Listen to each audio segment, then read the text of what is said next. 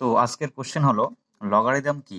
তো লগারিদম কিছুই না, লগারিদম হলো এক্সপোনেন্ট বা পাওয়ারকে প্রকাশ করা একটা পদ্ধতি বা নির্ণয় করা একটা পদ্ধতি। সেটা কিরকম সেটা দেখে নেওয়া যাক। ফর এক্সাম্পল, আমরা নিলাম 2 কিউব। তো 2 কিউব ইজ ইকুয়াল টু 8 হয়, তাই লিখলাম এখানে।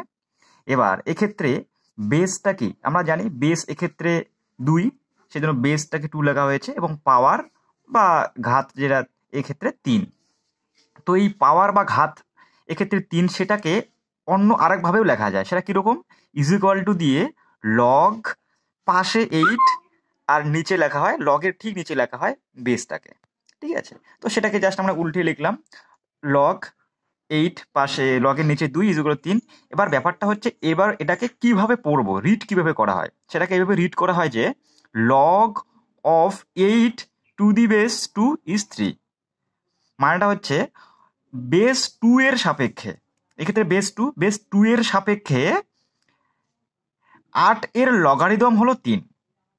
ঠিক আছে, তার মানেটা আমরা একটু নিচে এই এক্সাম্পলগুলো দিলেই বুঝতে পারবো।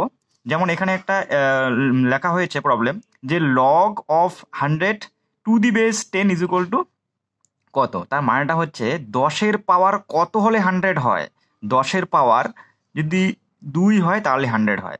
একই রকমভাবে log of 64 to the 4 is equal to কত। তার মানে 4, বেসটা 4, এখানে 4-এর পাওয়ার কত হলে 64 হয়, 4-এর পাওয়ার 3 হলে 64 হয়।